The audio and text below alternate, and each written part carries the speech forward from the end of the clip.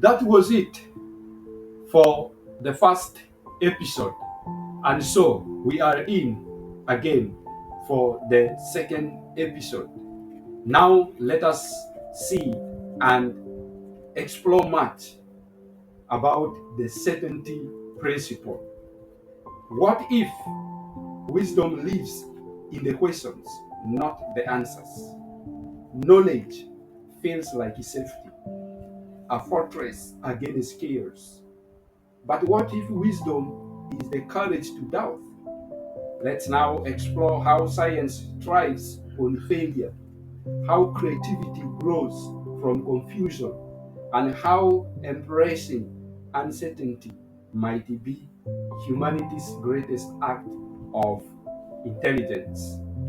And so, there is the comfort of certainty.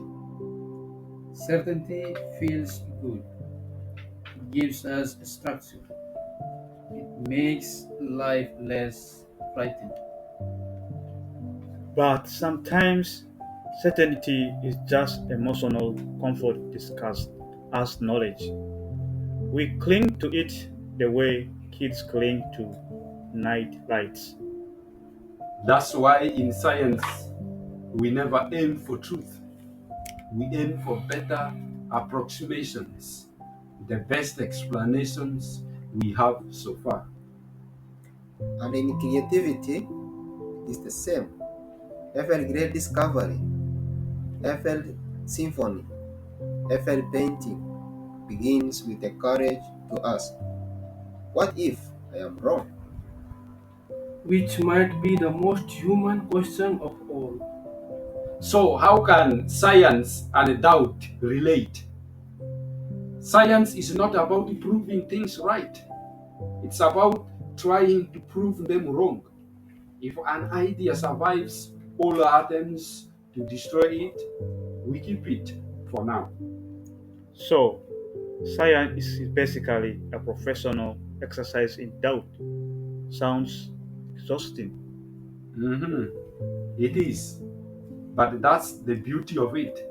Newton's laws ruled physics for 200 years until Einstein came along and showed they were not wrong, just incomplete. That's a profound model for all human knowledge. We don't replace truth, we refine it. It is like renovating a house. Each generation adds a room, updates the plumbing. The foundation remains, but the design evolves. And art follows the same rhythm. Every artist doubts the last generation's certainties, and that is how new movements are born. Impressionism challenged realism, Cubism challenged form, abstraction challenged meaning itself. So, whether in science or art, progress depends on the courage to say, maybe we are wrong. Now, there is a wisdom and humility. The more I learn, the more I realize how little I know. Every new fact opens a dozen new questions. That's not ignorance, that is intellectual humility. It is knowing the limits of your knowing. But again, in research, humility keeps you honest. It forces you to double check data, to admit when an experiment fails. Arrogance, on the other hand, blinds you to error. So, the smartest people are not walking encyclopedias. They are question collectors. They they measure intelligence in curiosity. Wisdom is not a library, it is a lantern in the dark. It does not banish uncertainty, it walks with it. Well, that reminds me of Socrates, the wisest man in Athens, not because he knew the most, but because he knew he did not. Then, here is another thing, living with unknowing. So, how do we live with uncertainty without drowning in it? By replacing control with curiosity instead of asking, how do I stop not knowing? Ask, what can I explore next?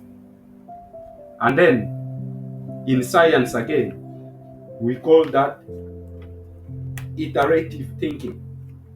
You never aim for finality, only improvement. And in life, maybe it's about being okay with unfinished stories, with not knowing how the movie ends. Because the unknown is not the enemy, it is the space where imagination splits.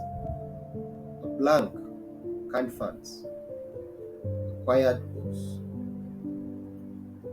a mystery. These are the wounds of creation. So, unknowing is not a void, it's potential. It's where both science and art meet in wonder. But what about the journey that is continuing? Knowledge is a moving horizon. The closer we get, the more it stretches away. And that's what keeps life fascinating. There is always another layer to peel. Because wisdom is not the destination you arrive at. It is the way you walk through uncertainty, questioning, testing, and refining. With curiosity, courage, and humility. This was Was the the knowledge knowledge paradox, the the uncertainty uncertainty principle.